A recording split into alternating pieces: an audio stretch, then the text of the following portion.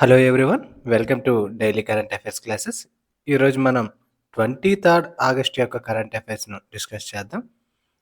So ఎవరైనా మన ఛానల్ను మొదటిసారిగా వాచ్ చేస్తున్నట్లయితే మన ఛానల్ను ఇప్పుడే సబ్స్క్రైబ్ చేసుకోండి. మరియు ఈ ఇనిషియేటివ్ కానీ మీకు నచ్చినట్లయితే ఈ వీడియోకి ఒక లైక్ చేయండి.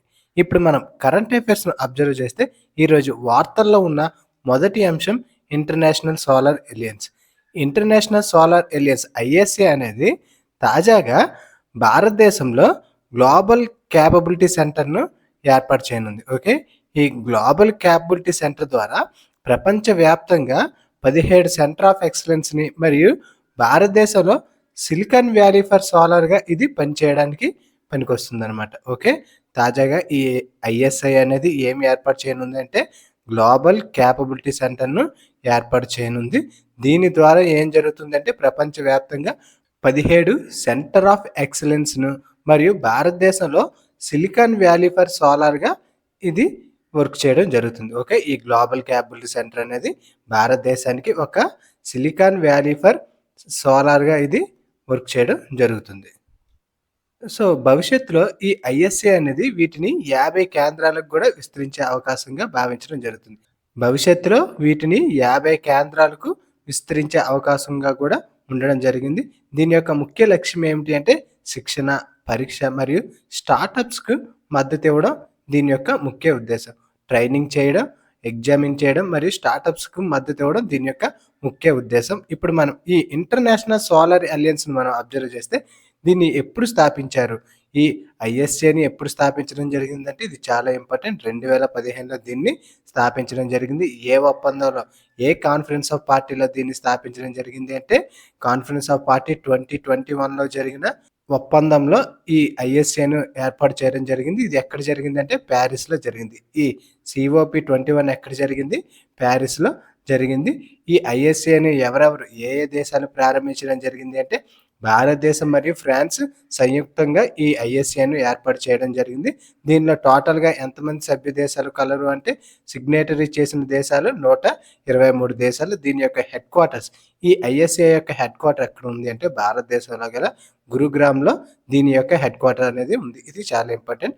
దీని యొక్క హెడ్ క్వార్టర్ ఎక్కడుంది? గురుగ్రామ్, భారతదేశంలో ఉంది. దీని యొక్క ముఖ్య ఉద్దేశం ఏమిటంటే ప్రపంచ సంస్థలతో కలిపి ఈ ఐఎస్ఏ యొక్క ముఖ్య ఉద్దేశం ఏమిటి? ప్రపంచంలో మిగిలిన ఉన్న సంస్థలతో కలిపి ముఖ్యంగా లీస్ట్ డెవలప్డ్ కంట్రీస్ మరియు స్మాల్ ఐలాండ్ డెవలపింగ్ స్టేట్స్కు సౌర పరిష్కారాలు అంటే సోలార్ రిలేటెడ్గా ఉన్న సమస్యలు మరియు సోలార్ ఉత్పత్తిని అందించడం ఈ ఐఎస్ఏ యొక్క ముఖ్య ఉద్దేశం. ఓకే, ఈ ఐఎస్ఏ యొక్క ముఖ్య ఉద్దేశం ఏమిటి అంటే ప్రపంచ సంస్థలతో కలిపి ముఖ్యంగా లీస్ట్ డెవలప్డ్ కంట్రీస్ని మరియు స్మాల్ ఐలాండ్ డెవలపింగ్ స్టేట్స్కు ఈ సోలార్ పరిష్కారాలు అందించడం దీని యొక్క ముఖ్య లక్ష్యం. దీని యొక్క ప్రస్తుత స్థితి అంటే ఈ సోలార్ ఎనర్జీ యొక్క ప్రస్తుత స్థితి భారతదేశంలో అబ్జర్వ్ చేస్తే జూలై 2025 నాటికి నేటికి భారతదేశంలో 119 గిగావాట్ల సౌర సామర్థ్యం అనేది భారతదేశం కలిగి ఉంది. ఓకే, భారతదేశం అనేది సోలార్ కెపాసిటీ ఎంత కలిగి ఉంది అంటే 119 గిగావాట్స్ సోలార్ కెపాసిటీ కలిగి ఉంది. సో ఇది ప్రపంచంలోనే 3వ అతిపెద్ద సౌరశక్తి సామర్థ్యం గల దేశంగా భారతదేశం అనేది నిలవడం జరిగింది. ఓకే, ఈ 119 గిగావాట్స్తో భారతదేశం అనేది ప్రపంచంలోనే 3వ అతిపెద్ద సౌరశక్తి సామర్థ్యం గల దేశంగా నిలవడం జరిగింది. తాజాగా జపాన్ను వెనక్కి నెట్టుతూ భారతదేశం అనేది 3rd ప్లేస్లో నిలవడం జరిగింది. ఓకే, తాజాగా ఏ దేశాన్ని భారతదేశం వెనక్కి నెట్టింది అంటే జపాన్ను వెనక్కి నెట్టడం జరిగింది. జపాన్ అనేది అరౌండ్ 97 గిగావాట్ల సోలార్ కెపాసిటీని కలిగి ఉంది. అది భారతదేశం అనేది ప్రస్తుతం ఎంత ఉంది అంటే 119 గిగావాట్లు. భారతదేశం కంటే ముందుగా ఏ ఏ దేశాలు ఉన్నాయంటే మొదటి దేశం చైనా, సెకండ్ది అమెరికా. భారత్ కంటే ముందు చైనా, అమెరికా అనేవి కలవు. ఓకే, ఇప్పుడు మనం ఈ ISA international solar alliance objectives మనం అబ్జర్వ్ చేస్తే దీని యొక్క లక్ష్యాలు ఏమిటంటే 2030 నాటికి ప్రపంచవ్యాప్తంగా సౌరశక్తి స్వీకరణ పెంచడం, సాంకేతిక ఫైనాన్సింగ్ ఖర్చులను తగ్గించడం మరియు వ్యవసాయ, ఆరోగ్య, రవాణా, విద్యుత్ రంగాల్లో సౌర వినియోగాన్ని పెంపొందించడం ఈ ఐఎస్ఏ యొక్క ముఖ్య లక్ష్యాలు. ఎప్పుడు పెట్టుకుంది అంటే 2030 నాటికి వీటికి టార్గెట్గా పెట్టుకోవడం జరిగింది. నెక్స్ట్ వార్తల్లో ఉన్న important machine national super computing machine. ఇది ఎందుకు వార్తల్లో ఉందంటే తాజాగా ఈ నేషనల్ సూపర్ కంప్యూటింగ్ మిషన్ ద్వారా అరౌండ్ 40 పెటాఫ్లాప్‌ల మొత్తం కంప్యూటింగ్ శక్తితో 37 సూపర్ కంప్యూటర్‌లు భారతదేశంలో వర్క్ చేయడం జరుగుతుంది. ఓకే. అరౌండ్ 37 సూపర్ కంప్యూటర్‌లు టోటల్ కలిపి దీని యొక్క పవర్ ఎంత 40 పెటాఫ్లాప్‌ల సామర్థ్యంతో వర్క్ చేయడం జరుగుతుంది. ఓకే. అందువల్ల ఇది వార్తల్లో నిలవడం జరిగింది. మన ఎగ్జామ్ పర్స్పెక్టివ్‌లో ఈ నేషనల్ సూపర్ కంప్యూటింగ్ మిషన్‌ని అబ్జర్వ్ చేస్తే దీన్ని ఎప్పుడు ప్రారంభించారు? 2015లో దీన్ని ప్రారంభించడం జరిగింది. దీని యొక్క టోటల్ బడ్జెట్ ఎంత అంటే 4,500,00,00,000. దీన్ని బడ్జెట్ కేటాయింపులు ఎంతంటే 4,500,00,00,000 దీనికోసం బడ్జెట్‌ను కేటాయించడం జరిగింది. ఎప్పుడు ప్రారంభించారు? 2015లో దీన్ని ప్రారంభించడం జరిగింది. దీని యొక్క ముఖ్య ఉద్దేశ్యం ఏమిటంటే భారతదేశ పరిశోధకులకు అత్యాధునిక సూపర్ కంప్యూటింగ్ ఫెసిలిటీస్‌ని అందించడం ఈ నేషనల్ సూపర్ కంప్యూటింగ్ మిషన్ యొక్క ముఖ్య ఉద్దేశం. దీని ముఖ్య ఉద్దేశం ఏమిటి అంటే భారతదేశానికి అత్యాధునిక సూపర్ కంప్యూటింగ్ ఫెసిలిటీస్‌ని అందించడం ఈ మిషన్ యొక్క ముఖ్య ఉద్దేశం. అందులో భాగంగానే హై పెర్ఫార్మెన్స్ కంప్యూటింగ్ రంగంలో స్వావలంబన స్వయంగా తయారు చేసుకోవడం మరియు గ్లోబల్ లెవెల్‌లో నాయకత్వం సాధించడం ఈ మిషన్ యొక్క ముఖ్య ఉద్దేశం. ఈ నేషనల్ సూపర్ కంప్యూటింగ్ మిషన్‌ను ఏ సంస్థలు ఎవరి ద్వారా దీన్ని అమలు చేస్తున్నారు అంటే ministry of electronics and information. Ministry of electronics and information technology ఆధ్వర్యంలో మరియు department of science and technology ఆధ్వర్యంలో దీన్ని అమలు చేయడం జరుగుతుంది. ఓకే. ఇక్కడ అమలు చేసే సంస్థలు అంటే అమలు చేసే మినిస్ట్రీస్ కూడా శాఖలు కూడా మనకి చాలా ఇంపార్టెంట్. ఇది ఏ శాఖల ద్వారా అమలు అవుతుందంటే ministry of electronics and information technology మరియు department of science and technology ఆధ్వర్యంలో అమలు చేయబడుతుంది. ఇందులో ఎగ్జిక్యూటివ్ ఏజెన్సీగా సీడాక్ పూణే యొక్క సీడాక్ మరియు ఐఐఎస్సి బెంగళూరు ఎగ్జిక్యూటివ్ ఏజెన్సీగా వర్క్ చేయడం జరుగుతుంది. ఓకే. మనం దీంట్లో అబ్జర్వ్ చేస్తే ఈ నేషనల్ సూపర్ కంప్యూటింగ్ మిషన్లో మనం స్వదేశీ సాంకేతిక విజయాలు అబ్జర్వ్ చేస్తే పరంరుద్ర సూపర్ కంప్యూటింగ్ను అభివృద్ధి చేయడం జరిగింది. ఈ పరంరుద్ర సూపర్ కంప్యూటర్స్‌ని ఎక్కడెక్కడ ప్లేస్ చేశారంటే జిఎంఆర్‌టి పూణే, ఐయుఏసి ఢిల్లీ, సుభాష్ చంద్రబోస్ సెంటర్ కలకత్తా. ఈ 3 ప్లేసుల్లో ఈ పరంరుద్ర సూపర్ కంప్యూటర్‌ని ప్లేస్ చేయడం జరిగింది. ఏ ప్లేస్‌లు అంటే పూణే, ఢిల్లీ, బోస్ సెంటర్స్‌లో, అది కలకత్తా. ఈ 3 ఏరియాస్‌లో ఈ పరంరుద్ర సూపర్ కంప్యూటర్‌ని ఏర్పాటు చేయడం జరిగింది. నెక్స్ట్ ఇంకొక ఇంపార్టెంట్ స్వదేశీ విజయాన్ని అబ్జర్వ్ చేస్తే త్రినేత్ర నెట్వర్క్. ఈ త్రినేత్ర నెట్వర్క్ అనేది హై స్పీడ్ ఇంటర్ కనెక్షన్ అనమాట. High speed inter connection. ఇది కంప్యూటింగ్ నోడ్స్ మధ్య అల్ట్రా ఫాస్ట్‌గా కమ్యూనికేషన్‌ని అందించడం జరుగుతుంది. ఇది 2 కంప్యూటర్స్ మధ్య ultra fast high speed network కనెక్టివిటీని ఈ త్రినేత్ర నెట్వర్క్ అనేది అందించడం జరుగుతుంది. నెక్స్ట్ ఇంకొక ఇంపార్టెంట్ సాంకేతిక విజయం పరం సేవక్. ఈ పరం సేవక్ అనేది ఒక కాంపాక్ట్ డెస్క్‌టాప్ సూపర్ కంప్యూటర్. ఇది విద్య మరియు పరిశోధన సంస్థల కోసం రూపొందించబడింది. ఓకే. దీని నేమ్ ఏమిటి అంటే పరం సేవక్. ఇంకొకటి త్రినేత్ర నెట్వర్క్. నెక్స్ట్ పరంరుద్ర. ఇవి అన్నీ కూడా మన ఎగ్జామ్ పర్స్పెక్టివ్‌లో చాలా ఇంపార్టెంట్. స్వదేశీ సాంకేతిక నాలెడ్జ్‌తో అభివృద్ధి చేయబడిన టెక్నాలజీస్. ఓకేనా ఇవి. నెక్స్ట్ వార్తల్లో ఉన్న ఇంకొక ఇంపార్టెంట్ ఇష్యూ తాజాగా థాయిలాండ్‌లో జరిగిన 23వ Asia Pacific Institute for Broadcasting డెవలప్మెంట్లో ఇండియా అనేది ఎగ్జిక్యూటివ్ బోర్డ్ చైర్మన్గా ఎన్నికవడం జరిగింది. ఓకే. ఈ జనరల్ కాన్ఫరెన్స్లో ఇండియా అనేది ఒక ఎగ్జిక్యూటివ్ బోర్డ్ చైర్మన్గా ఎన్నికవడం జరిగింది. అందువల్ల ఇది వార్తల్లో నిలవడం జరిగింది. మన ఇండియా అనేది ఏ బాడీలోనైనా ఎన్నికైతే మన ఎగ్జామ్ పర్స్పెక్టివ్లో అది ఖచ్చితంగా చాలా ఇంపార్టెంట్. ఓకే. ఇది ఎన్నోవ సదస్సు అంటే 23వ Asia Pacific Institute for Broadcasting Development సదస్సు ఎక్కడ జరిగింది అంటే థాయిలాండ్లో జరిగింది. దీనిలో ఎవరు ఎగ్జిక్యూటివ్ బోర్డ్ చైర్మన్గా ఎన్నికయ్యారంటే భారతదేశం అనేది ఎన్నికవడం జరిగింది. ఇప్పుడు ఈ ఏఐబిడిని అబ్జర్వ్ చేస్తే దీన్ని ఎప్పుడు స్థాపించడం జరిగింది అంటే 1977లో యునెస్కో ఆధ్వర్యంలో దీన్ని స్థాపించడం జరిగింది. ఇది ఒక ఇంటర్ గవర్నమెంటల్ సంస్థ. దీని యొక్క ముఖ్య ఉద్దేశం అబ్జర్వ్ చేస్తే మనం ఇది UNESCAP United Nations Economic and Social Commission for Asia and the Pacific దేశాలకు ఎలక్ట్రానిక్ మీడియా రంగంలో విధానం మరియు వనరులు అందించడం దీని యొక్క ముఖ్య ఉద్దేశం అనమాట. Okay. UNESCAP United Nations Economic and Social Commission for Asia and the Pacific దేశాలకు ఎలక్ట్రానిక్ మీడియా రంగాల విధానాలు మరియు వనరులు అందించడం దీని యొక్క ముఖ్య ఉద్దేశం. దీని యొక్క ఫౌండింగ్ ఏజెన్సీని మనం అబ్జర్వ్ చేస్తే దీని యొక్క ఫౌండింగ్ ఏజెన్సీలో UNESCO united nation education scientific and cultural organisation, ITU international telecommunication union, next united nation development programme. ఈ 3 కూడా ఫౌండింగ్ ఏజెన్సీగా ఉండడం జరిగింది. ఓకే. దీన్ని ఎప్పుడు ఏర్పాటు చేయడం జరిగింది? 1977లో యునెస్కో ఆధ్వర్యంలో దీన్ని ఏర్పాటు చేయడం జరిగింది. ఓకే. మన యూఎన్ బాడీస్‌లో కూడా ఇది చాలా ఇంపార్టెంట్. ఓకే. దీని యొక్క మెంబర్‌షిప్స్‌ని అబ్జర్వ్ చేస్తే దీంట్లో టోటల్‌గా 92 సంస్థలు 44 దేశాల నుంచి కలిగి ఉన్నాయి.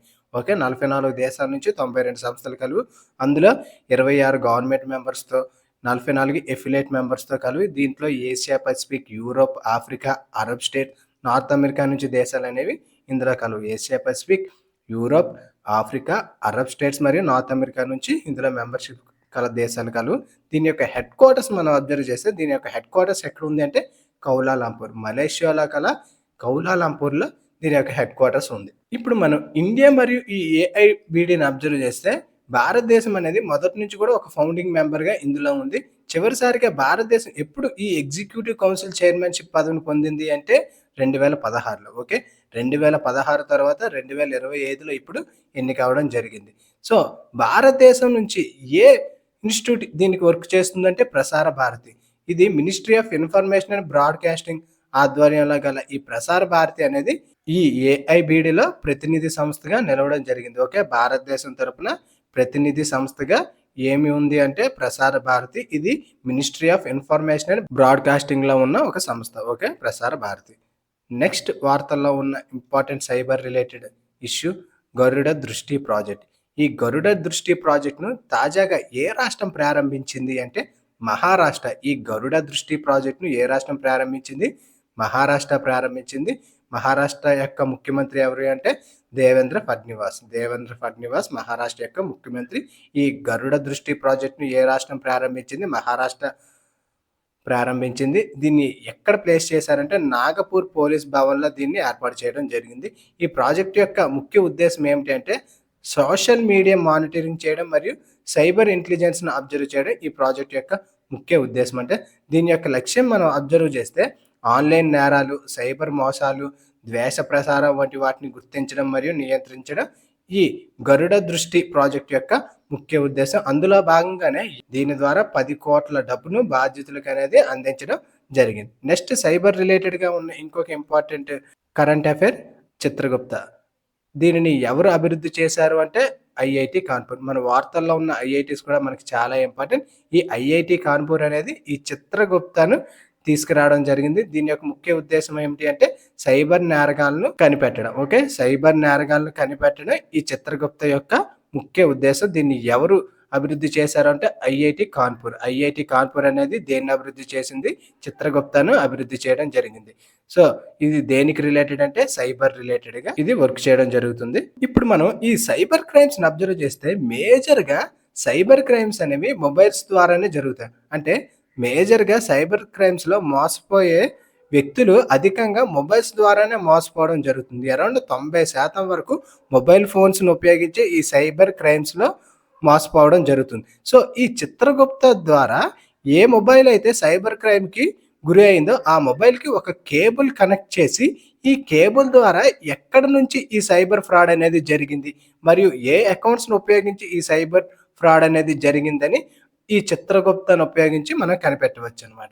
అందువల్ల సైబర్ నేరగాలను కనిపెట్టే విధంగా దీనికి చిత్రగుప్తగా నామకరణం చేయడం జరిగింది. దీనిని ఎవరు అభివృద్ధి చేశారంటే కాన్పూర్ ఐఐటి కాన్పూర్ అనేది దీన్ని అభివృద్ధి చేయడం జరిగింది. దీని యొక్క వాల్యూ ఎంత అంటే సుమారు 15 లక్షలు. ఓకే. దీని యొక్క వాల్యూ సుమారు 15 లక్షలు. నెక్స్ట్ వార్తల్లో ఉన్న important issue Uranus new moon. తాజాగా యురేనస్కు కొత్త మూన్ను కనుక్కోవడం జరిగింది. ఓకే. నాసా అనేది యురేనస్ చుట్టూ తిరుగుతున్న మూన్స్లో ఇంకొక కొత్త మూన్ను కనుక్కోవడం జరిగింది. దాని యొక్క నేమ్ ఏమిటి అంటే S2025U1. ఓకే. S2025U1 దీన్ని ఎవరు కనిపెట్టారు అంటే నాసా అనేది గుర్తించడం జరిగింది. జేమ్స్ వెబ్ స్పేస్ టెలిస్కోప్ ద్వారా నాసా అనేది దీన్ని గుర్తించడం జరిగింది.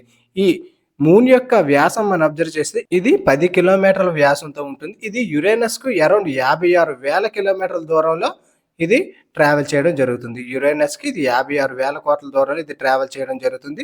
దీనికి ప్రస్తుతం ఏ పేరు పెట్టారంటే S/2025U1. ఓకే.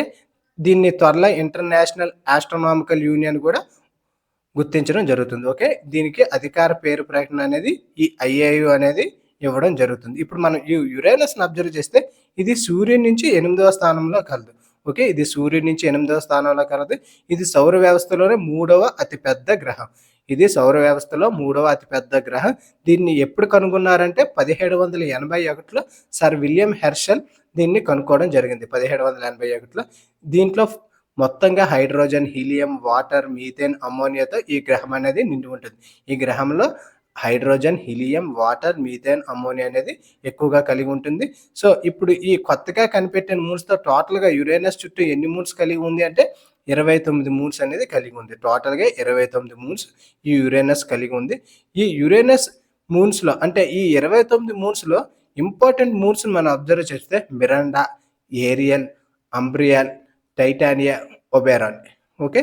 ఈ 5 కూడా యురేనస్ యొక్క మూన్స్. మన ఎగ్జామ్ పర్స్పెక్టివ్‌లో ఇవి చాలా కూడా ఇంపార్టెంట్.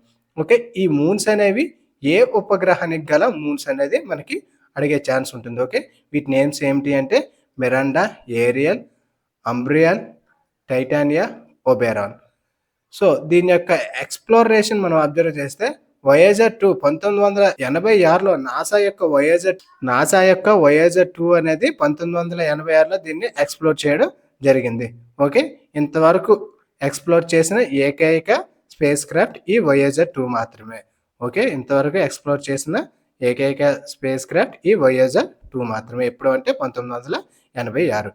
నెక్స్ట్ ఎకనామిక్ రిలేటెడ్‌గా ఉన్న గ్రోత్ ఎస్టిమేషన్‌లో ఇంపార్టెంట్ గ్రోత్ ఎస్టిమేషన్ తాజాగా ఆర్థిక శాస్త్రవేత్తలు భారత్ యొక్క Q1 ఫైనాన్షియల్ ఇయర్ 2026కు గాను జీడీపీ గ్రోత్ ఎస్టిమేట్ ఎంతగా వేశారంటే 6.7%గా ఎస్టిమేట్ చేయడం జరిగింది.